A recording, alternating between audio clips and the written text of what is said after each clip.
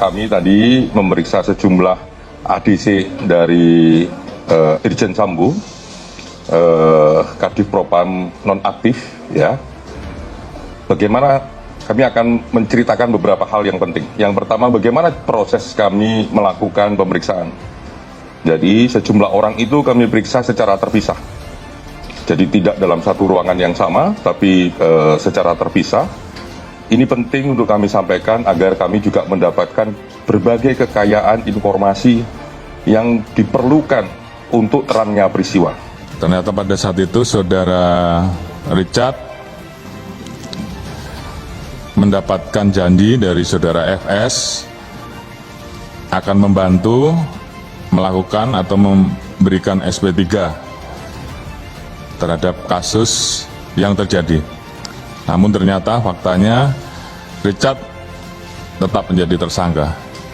Sehingga kemudian atas dasar tersebut Richard menyampaikan akan mengatakan atau memberikan keterangan secara jujur dan terbuka. Ya, pemeriksaan dilakukan baik di Bareskrim maupun di Makobrimob. Pendalaman-pendalaman ini sangat penting. Ya, nanti juga pada akhirnya akan disampaikan langsung oleh tim sus. Bagaimana perkembangan terakhir dan juga update terkait menyangkut masalah kasus ini. Jadi kami mohon kepada teman-teman media untuk bersabar. Tim sus bekerja maraton.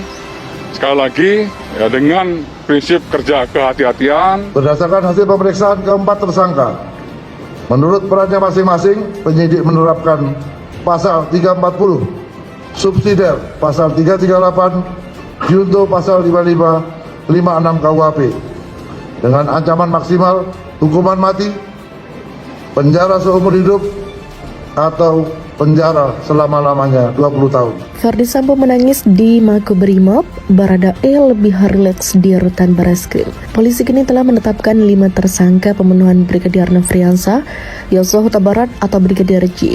2 diantaranya adalah Barada Richard Eliezer atau Baradae dan Irjen Paul Ferdi Sambo. Keduanya telah ditahan di tempat yang berbeda. Irjen Ferdi Sambo ditempatkan di Makobrimob Depok, sementara Baradae di ruang tahanan Bareskrim Polri. Namun siapa sangka mental 2 polisi yang berbeda. Mental Baradae, Komisioner Komisi Nasional Hak Asasi Manusia Khairul Anam, dalam wawancara khusus di kantor Komnas HAM Jakarta pada Kamis petang, mengungkapkan perbedaan keduanya. Ada proses yang ketika ditanya itu mentalnya kuat, diputar-putar tetap konsisten, dan gak terlalu grogi, salah satunya Baradae, ujar Anam. Anam menjelaskan saat melakukan pemeriksaan atas seluruh ajudan Ferdi Sambo atau ADDCAM termasuk dengan Baradae, tanpa beberapa anggota ADC grogi dalam menjawab pertanyaan. Demikian pula saat memasuki masa istirahat, beberapa orang ini menghabiskan waktu lebih lama dalam menghabiskan waktu istirahat termasuk Baradae. Namun meski begitu, dari semua ajudan yang diperiksa, Baradae yang punya mental paling kuat dan konsisten. Baradae itu mentalnya cukup untuk terus ngomong secara konsisten, padahal sudah kita putar, jelas Anam. Walaupun beberapa waktu saat istirahat ngerokoknya lama daripada yang lain, jelas Anam. Kesaksian Barada Richard Eliezer kini menjadi bagian penting dalam terungkapnya kasus tewasnya Brigadir Nofriansah Yosua Huta Barat. Eliezer pun kini telah menjadi saksi pelaku yang bekerja sama. Sementara itu, mantan Kadif Propam Polri itu menangis terharu saat bercerita mengenai anak-anaknya kepada Kak Seto yang menemuinya di Makobrimob Kelapa II Depok.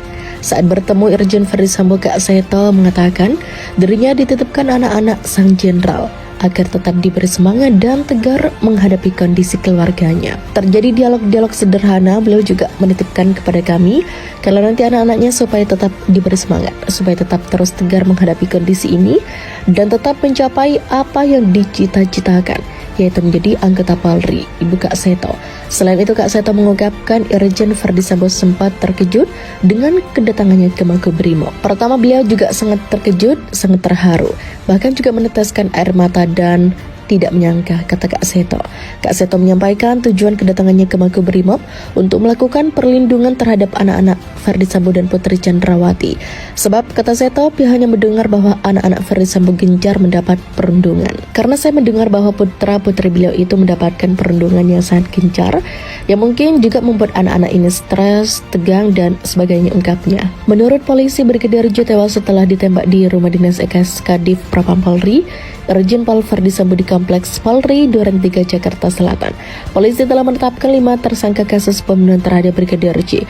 Mereka adalah Putri Chandrawati, Ferdy Sambo, Barada Richard Eliezer, Bribka Riki Rizal, dan Kuat Ma'ruf. Berikut peran para tersangka. Barada RE berperan sebagai eksekutor penembakan Brigadir J.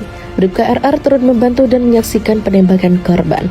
Tersangka KM juga ikut membantu dan menyaksikan penembakan Brigadir J. Irjen Pol Ferdy Sambo menyuruh melakukan penembakan Brigadir J.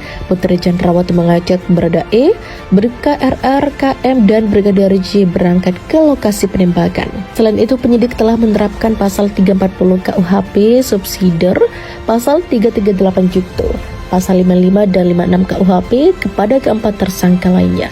Mereka terancam maksimal hukuman mati atau seumur hidup atau penjara maksimal 20 tahun lamanya.